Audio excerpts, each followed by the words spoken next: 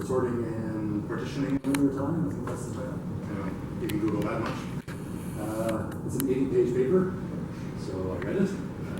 It's a pretty accessible paper, actually, but it is a research paper, so when I say it's accessible, I mean like a first-year graduate student should be able to handle it. So if that's not what you consider accessible, maybe this talk will be better.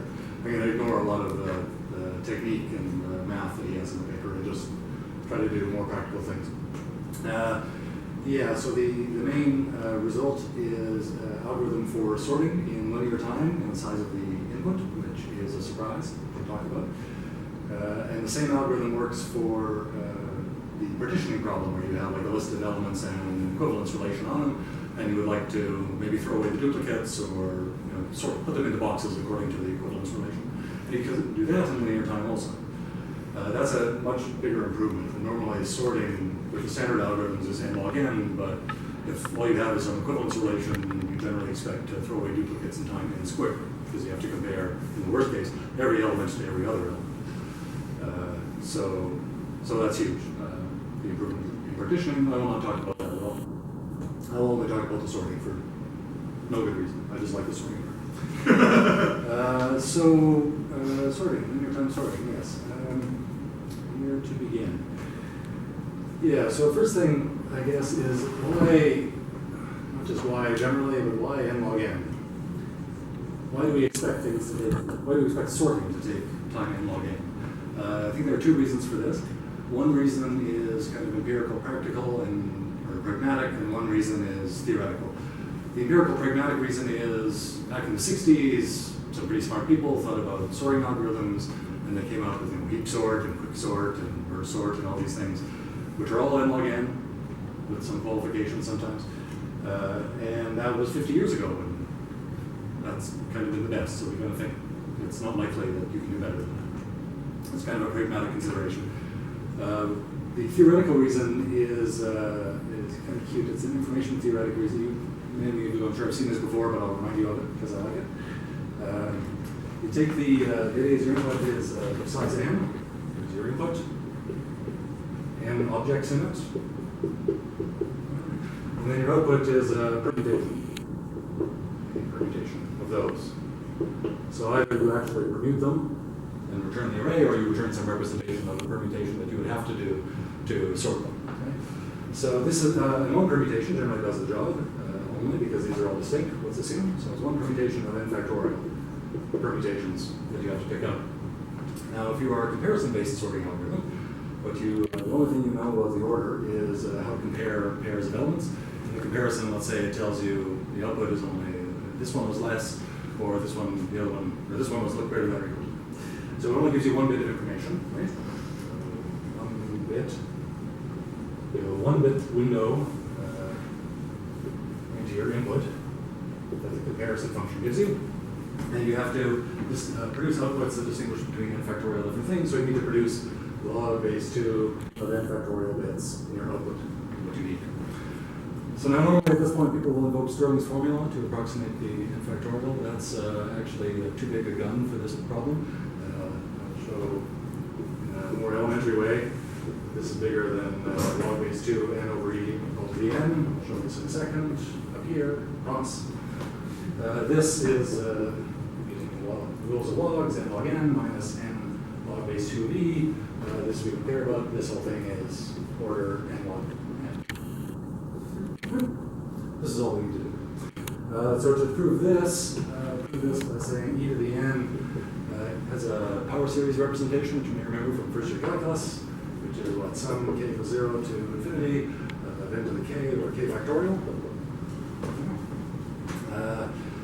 N is a positive integer, so all these terms are positive. So if I throw away a bunch of them, right, I get something smaller. I'll throw away all of them except one. I'll just keep the k factorial, n factorial. Now let's keep the one with k equals n. And then you rearrange this inequality and you get it. N factorial there, and down, and we're done. Okay? So this is much more elementary than Stirling's formula. It's much cruder than Stirling's formula. Okay, so the argument, to go back to the n log n question, is you need log base 2 n factorial bits, which is at least n log n bits. You only get one bit per comparison, so you're going to have to do n log n comparisons. So things take n log n time. Or not. Everything has to happen. Everything has to be n log n. Okay, so there are some assumptions in this algorithm, in this analysis, which do not apply to all sorting algorithms. The first one is that you only get one. All you do is get a comparison, and every analysis that you do, or every probe into the input that you do, is by way of a comparison function. That is not true of all algorithms. In fact, it's not true of the algorithm that Heinglein uses. So, if you insist on this model of computation, that you measure input by the number of elements in the list, and you count time by saying how many comparisons did you do, the answer for this algorithm will actually be 0. You did no comparisons. You have an order 0 algorithm. So that seems a little silly. It is a little silly. So we'll have to adopt a different model there. Okay, so to which this argument will not apply, because we're not doing comparisons. That's one thing. Another assumption here, which is not always correct. Rather than talk about it abstractly, let me give you a small example of a sorting problem that you can do in linear time. It's perfectly clear that you can do it in linear time. There's no problem. Okay? So this is a problem of sorting bits. You have bits, a list of bits. Get your favorite bits and put them in here. And you want to sort them. Put them in order, all the zeros at the beginning, all the ones at the end. So there's a lot of ways to do this. One way is you can scan from the beginning to find the first one, scan from the end to find the first 0, and then swap those. So swap these two, find the next one and the next 0, and swap those. Find the next one and the next, you crossed, so there's nothing more to do. Okay? So you scan from the beginning and from the end until they meet. You scan the whole thing once. That's linear time. So it's sorting in linear time. Ta-da! Okay. Yeah, there you go. That's it. You can sort bits. So, you can generalize that to any number of objects, right? As long as you know how many objects you have. yeah, so, well, it's a little, the swapping is a little tricky, I think, because you don't know. Yeah, this exact thing, I don't know what you can do, but this is the Polish flag problem, right? Basically. The Polish flag problem. Oh. At this point, you detect I only have a minor in computing science. What is the Polish flag problem? You have a bin of red and white balls, or a sequence of red and white balls, and you want to put them in all the whites and the reds together. Ah, okay, yes. Yes, this is the Polish flag problem. So then there's the Dutch flag problem, is where you have a sequence of like red and white and blue balls, Okay. and you want to put them in the sequence of the Dutch flag. Which is? Let's see, Red, white, red blue. on top, then white, then blue on the bottom. Okay. So you want to remove the reds to the beginnings and the Right, bases. and Okay. that is so much harder that it requires Dijkstra to write a small paper on. Anyway, it's significantly harder than the Polish flag problem, but it's still doable in linear time. I just think it's a lot less obvious. Yeah, okay, because we're discussing this, let me say, this way I don't know how to generalize much further, but another way to do this in linear time is first you scan for the zeros, and you copy them out at the beginning of another array, and then you scan for the ones, and you copy them after the zeros. And right, that's two scans, that's linear time. All good. And that very easily generalizes to much higher numbers. Right? I can sort Java in 2 to the 32 times n, which is linear time with very large constant. It's still linear time. No. Okay. So what the thing is, this one at least, not the one where you scan and just pull out the zeros and then pull out the ones. But this one is a comparison-based algorithm, so it was getting one bit of information about the input per query. And so it does satisfy that assumption, but somehow it didn't fall prey to this argument here. And the reason is we did not need actually to distinguish between n factorial different permutations. And the output, we don't care about all n factorial different permutations. We don't care about, for example, the difference between two permutations that put the zeros in different places. And we don't care about ones that put the ones in different places either. Right? So there's a much smaller, we can take a much smaller subset of the permutations, and we only need to distinguish between those. And indeed, algorithms don't make bits. If there's n bits of input, as there is here, there can only really be n bits of output. Non-redundant bits. Right? I mean, if there's 2 to the n possible inputs, there can only be 2 to the n possible outputs. That's what an algorithm is. That's one part of an algorithm is. So, So something fishy is happening in this argument where although we query and get one bit at a time and we say the input has size n, somehow we get n log n bits out. And it means that some of these elements in the list have to be pretty big for this to make sense. They have to be, on average, log n in size. And so this doesn't actually make sense with like sorting a list of integers which are all 32 bits long or something, constant size integers. This doesn't make sense. That's not what this analysis is about. This analysis maybe is about sorting strings, like supergraphically. Or arbitrary size integers. Yeah, multi-position integers, yeah, which are strings. Pick up. Yeah, so some arbitrarily large data structure, so that there can really be n log n bits in there. So something, so this, it's kind of weird when we count time and number of comparisons because the objects are large, and that means that the comparison function must be spending some time looking at them. Right? If the objects are like log n in size, how are you going to compare them in a constant amount of time? Presumably most of those bits matter for the comparison. So we've kind of we've done two countervailing things. One, we artificially shrank the size of the input, counted it as smaller than it actually is. And two, we allowed large operations to happen, but just count them as constant time. And both of those you end up at n log n. But it's bogus. Okay. Totally bogus. So we're not going to do that. Okay. This is the first thing. We need to change our model of computation. So, what it turns out, what we're going to do, we're going to count the real size of the input. We're going to just add up the sizes of the elements in the thing. It'll be the actual number of bits in the input. We'll call that n, not the number of elements in the list.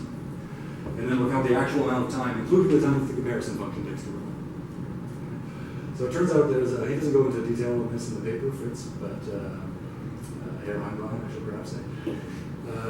But he does have a nice little table for different types of comparison function. The two main ones that he considers are ones that run in time minimum of A and B, let's say. Where A and B are the sizes of the two things that you're comparing. And the other one is time of order A plus B. So this is kind of typical, like lexicographic order of strings is like this. Right? When you're comparing two strings, you only need to go until one of them stops. And then you're going to know your answer by then. Even if the other one is very, very long, you stop right then. So the time it takes you to compare to is bounded by the minimum of the lengths. I couldn't come up with a good example of something where you really have to look at all the bits of both things. I can come up with one which is reasonably practical. If you have rational numbers, and you represent them as a multi-precision integer for the numerator and a multi-precision number for the denominator, and then you want to compare two rational numbers like that. But the naive way is you cross-multiply and then compare, right? And when you multiply, you're going to have to compare. You're going to have to look at all the bits to do that multiplication. It's going to take you quite a while, actually. So, but if you're doing that, and all you really cared about was comparing the rational numbers, you shouldn't do that. That's the wrong representation. You should use a continued fraction representation. It'd be so much faster. And then you're back in this situation where you only need to go as far as the end of the shorter one. Okay, so he sketches Fritz, or Heinglein, sketches the actual runtimes in this proper model of computation for all the classical algorithms, like merge sort and heap sort. Most of them stay n log n under this regime. Many of them become n squared in this regime. I don't remember the exact distribution. I think there's one which is n log n in both, and it's something fancy I've never heard of, so let's just move on.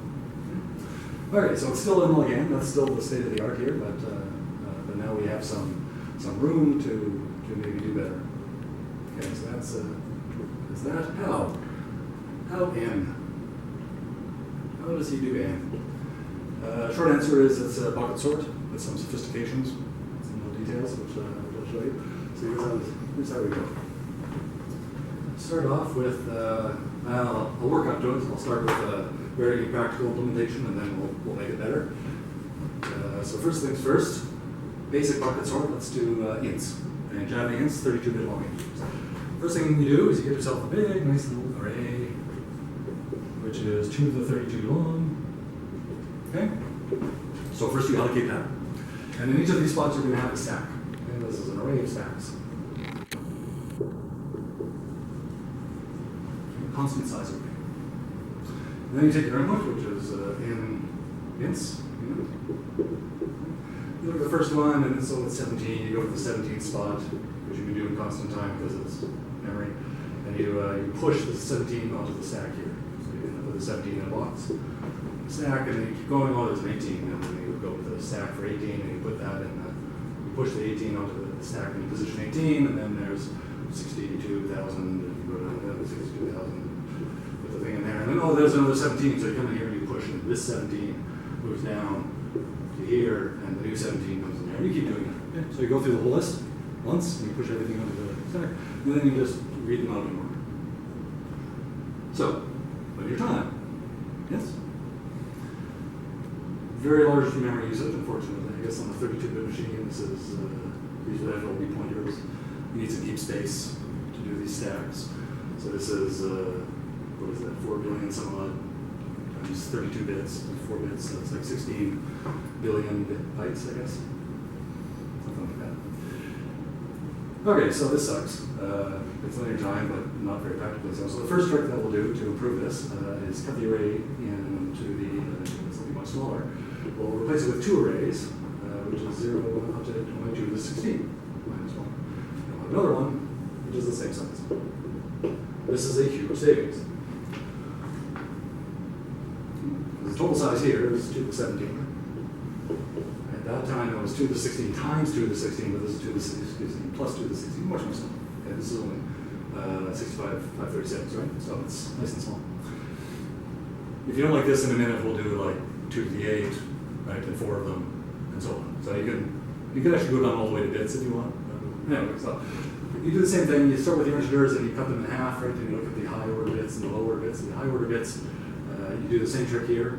So you end up with this array of stacks, a bunch of digits, right? So the things all the things that are in this stack have the same high order bits according to the position that they have in this list.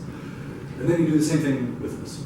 And so you take this batch and you discriminate them in here using their low order bits, and you get them you distribute them to some more lists like this, and then you suck that out and put them in an array somewhere. And you take them out, then you go down to the next one, and you use the same array the second time for the low order bits of these guys, and you go through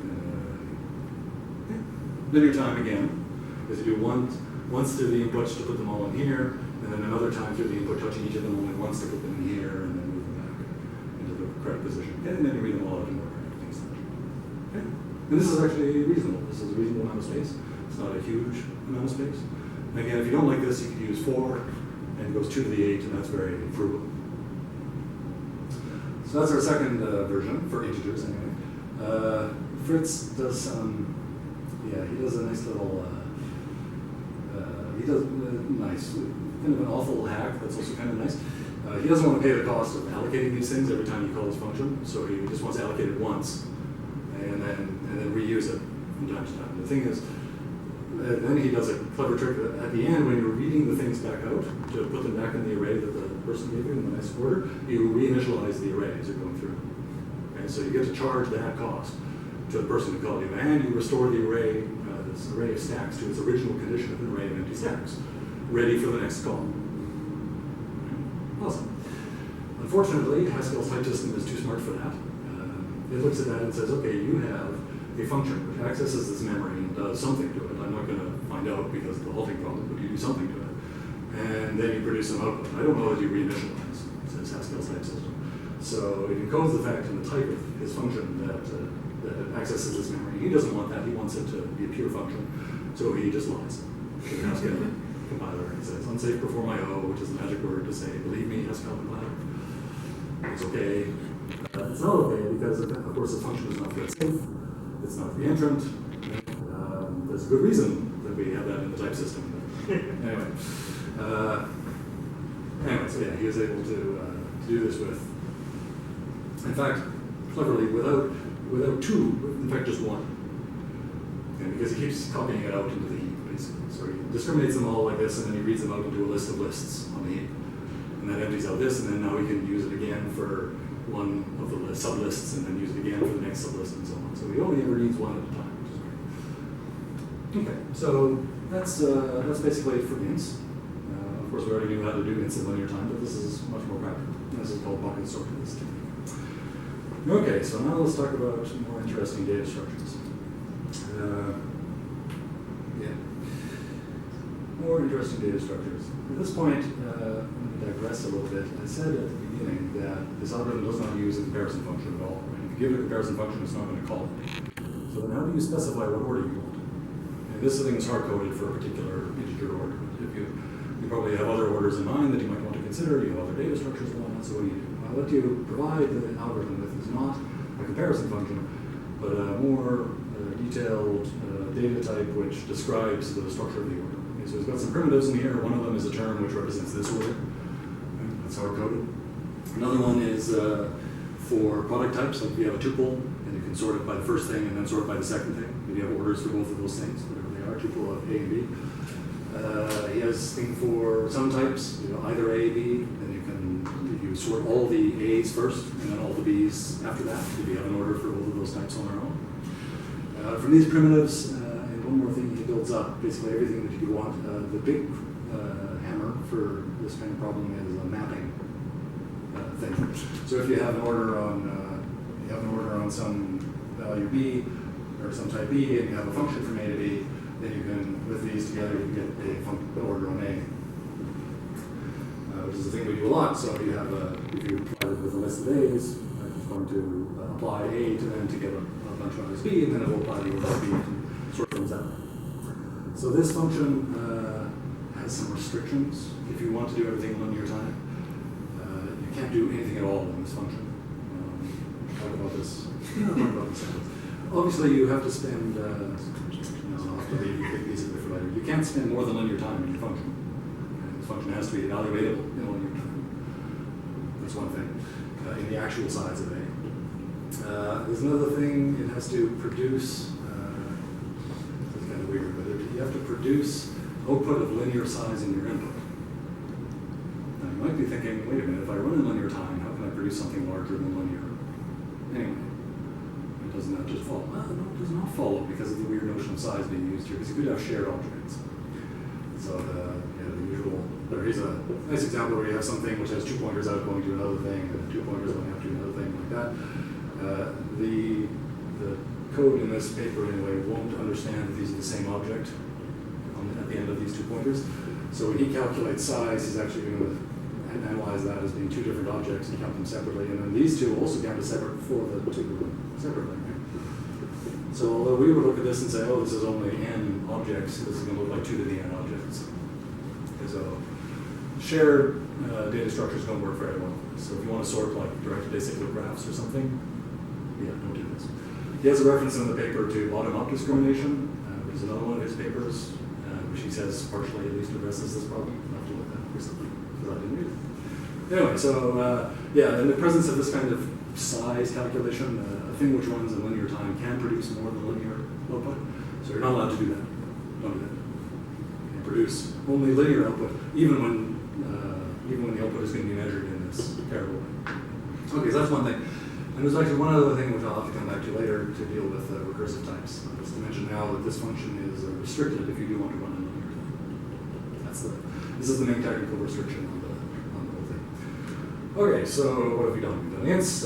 You describe the order using these kinds of combinators and things. And then ultimately you want to be able to sort like strings probably in lexicographic order. So how does this work? Well, you do the same thing again. In fact, we've here treated ints as being like lists of bounded length, lists of length 2 16-bit things. So you just do this again.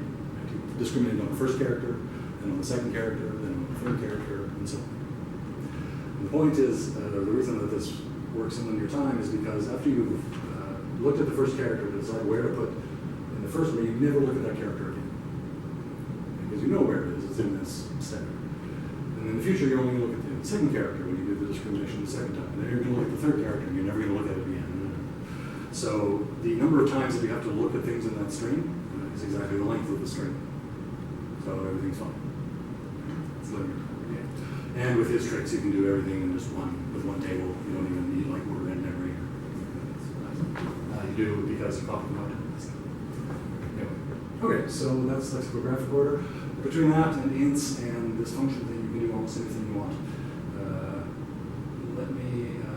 For lists, so for lexicographic order, as I just said, there's the thing that's happening there is that our order is described kind of recursively.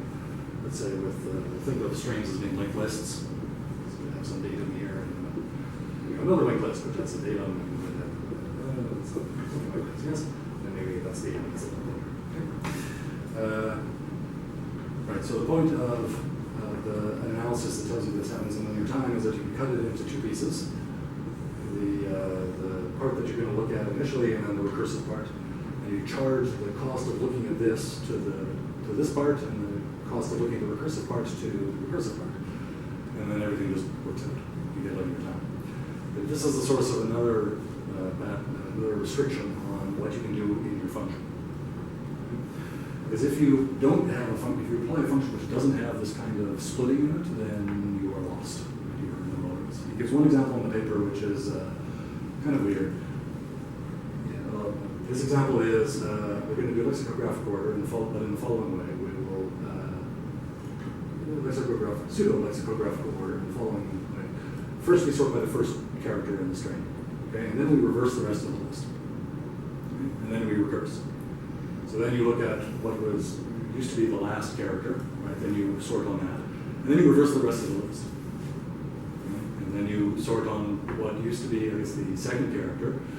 And then you reverse the rest of the list. And then, so you end up reversing the list a whole bunch of times as you go through this. And that costs you a lot. And that thing will not run in linear time. The thing is, if that's the order you want to sort first on the first character, then on the last character, then on the second, then on the second last, and like that, hopping back and forth. You don't do it this way. You first reorder all the strings, put them in that order, and then you just sort lexicographically. So every example I've thought of where this constraint on this function, it has to have this kind of splitting, and it has a certain part of it looks at one part of the recursive data structure, and the other part looks at the every example I've thought of, you can work around it quite easily. You just have to be aware of it. So it seems like it's not, as far as I can tell, it's not a substantial practical restriction. It's just a pitfall. So you can really get linear time a lot of the time. Just as another example of something that you can do that satisfies these requirements. If you have like lists containing lists, which may contain further lists and further lists, like you've implemented a tree this way maybe. And then it's perfectly okay to say, here's your list, and it has pieces down here, and this thing is a list, and this thing has lists in it, and these are lists, and it's lists all the way down. Or curls or something. Okay? It's okay to do a division of this kind of data structure, to say this is the upper part, and everything else is the lower part. And then you're free to do any linear time operation you want on this top part. You could scramble this in some way that you can do in linear time, like reversing it or whatever. As long as you don't enable these. You can't change these. You can rearrange them by changing this, but you can't look into them and make decisions based on them. You can't alter them. You can't, the nasty one is you can't duplicate them either, because that leads into these kinds of problems. So the chief kind of technical heart of the paper is his treatment of this, which he does. You guys know isorecursive types? I'm sure you do, but Stephen does. No? Okay. Remember the Y Combinator? Yeah. So in the Y Combinator, right, you work around, if you say, I don't have recursion except in one place, the Y Combinator will be defined using recursion, but nothing else will be. So then you have a function that you wrote, and you say recursives, right? It calls itself. I want to happen. How do I do it? You replace it with, you go through all the places, and you pass in a new argument, which is a function, and then instead of calling itself, it just calls this function that you passed in. Right? And then you Y Combinator that, and you end up passing the function itself into itself, and then it recurses. So it's the same kind of trick with recursive types, where he thinks of this thing, for example, as a generic type parameterized in the types of these things.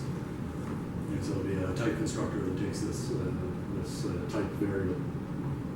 And then the function which you're using here must be, it has to be polymorphic in that type, or what's the right word? It has to have for all over that type. Okay, it's polymorphic in that type, so then it cannot use anything about this information. Because it could be anything down there as far as it's concerned, as far as its type is concerned. And then he does this kind of like a Y Combinator trick, except it's mutant in the paper, to put the whole type inside itself to create the actual recursive data structure. So, yeah, there's a bunch of technical work that he does there to prove that this all works out, that you can, and to describe in full generality and in full rigor this idea of cutting a data structure into a top part and a recursive part in such a way that you can prove linear time. So that's how he does linear time. Last question is really? Really? Yes, really. He does practical tests. He has actual benchmarks of his implementation of this This versus. is computer science. I know. What is this? I know. It gets like the standard Haskell library, sorting algorithms and other things. Like he implemented quick sort again, I guess, and merge sort. And he did a bunch of it, and it works. It's faster. And not always by a lot. It depends on the exact inputs and things, right? But it's always competitive, and it's usually faster than these standard algorithms. It's practical. This is not just nonsense like the thing I said at the beginning about sorting in linear time when you just pull out with the zeros and the one. This is real. So yes, really is the answer. And as I say, there's also, you can probably imagine from the description that all of this works also when you have an equivalence relation in the same kind of world. Right? That you can discriminate, the fact that you happen to be in an order doesn't matter much. So as long as you can have some kind of discriminator like this, you can also partition them into equivalence classes, and again in linear time. There's one little nastiness there if you are wanting to do, so if your equivalence relation, the one that you have in mind is just the equality of like objects on the heap, let's say, and your language has garbage collected, and maybe it's a copying garbage collector, remove things on the heap, then you probably need some support from your runtime to do this. And someone is going to have to put these kind of features into the runtime of the language so that there are discriminators and not just like a basic equality comparison. Because if all the runtime gives you is an equality comparison, you're screwed. You're going to be back to the n squared world for this problem. That one aspect requires like hacking at the language level or the compiler level or the runtime level. Everything else can be implemented, I think, directly. Certainly the sorting can be. Every commit has popularized this and has implemented it in Haskell. That's how I heard about it. His talk. He has a talk about it also, which is maybe better than mine. I don't know. I haven't watched it. And part 4 is questions. So part in the middle there, let me just make sure that I'm understanding. Yes. Is if we had an array of strings of length 7, Right. part of the thing that he did there is that if there are 3 things that you're sorting, n is not 3 but is 21. Is that true? Right. Okay. Yes. And then it's linear in 21. You're right. Okay.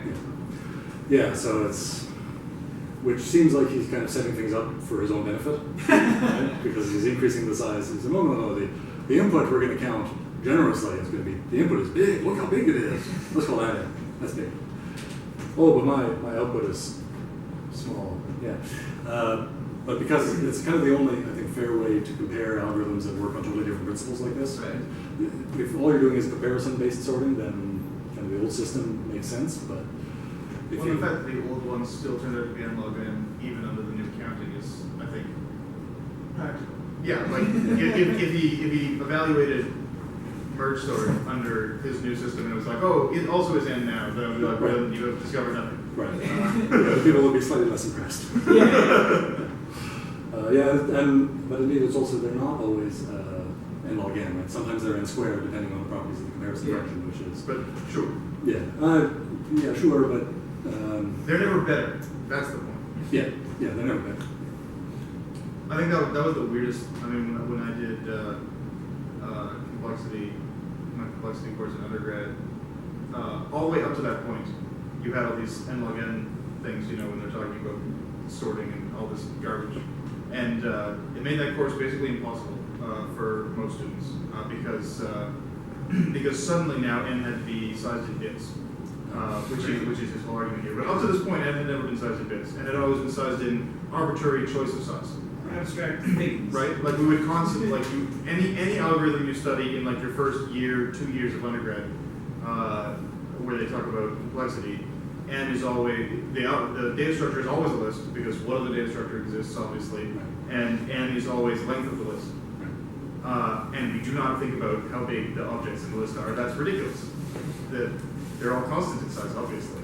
But then when they start talking about, empty completeness and this sort of thing, suddenly you're looking at the algorithm being like, that's ridiculous. Obviously your input is of size n, and you're like, it's all fine. And he's like, no, because, n is integers, and so like we have to count the number of bits in the integers, and now it's exponential. And I'm like, I'm suddenly very dubious about everything I learned last year. Yeah. So this is basically... It's the same goalpost Yeah. happening here. Yeah, once you get over the initial kind of, what are you doing? I think this is the right. Well, and then It still sounds reasonable. And then he benchmarks it at the end too, right? Which is Yeah, and he actually practically benchmarks which is it. a reasonable, so it's like not only did I make my number bigger and then say, look, I satisfy that bigger number, but then seems to be faster in many cases, which is a good thing. Yeah, like faster in reality and not just this nonsense asymptotic. Assuming that he didn't just like implement the other algorithms poorly. Poorly. In his benchmark. That's he weird. does use the Haskell standard library sorting. I don't know how good that is, but Yeah, that one's. at least that one he didn't implement. He did that right on the standard library. Say again? Yeah. That would be a reasonable thing to test against, I would assume.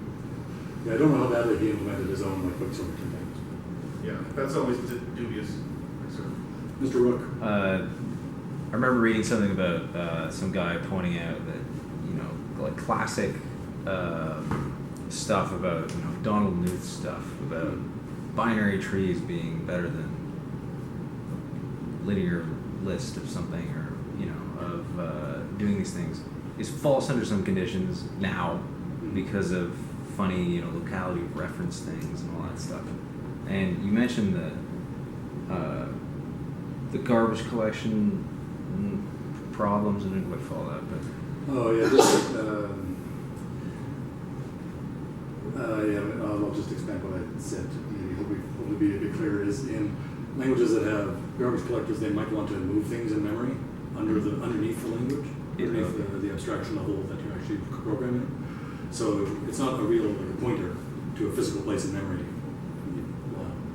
It's not like a pointer in the sense that you give it to the MMU and then the MMU finds a physical place in memory. It's not even that. It's not a number that you can compute with. It's just a reference, opaque reference, which might map to a different location in memory at some later time in the program because the garbage collector moved the thing to make room for something else. So in that kind of world, you don't have normal pointers. You just have these references, and you are totally at the mercy of whatever abstractions the runtime provides. And typically, they only provide like an equality comparison. Right? They're not, they don't provide this kind of discrimination crap. In C, you can do this because you have just pointers. Everything's great. You can't do it.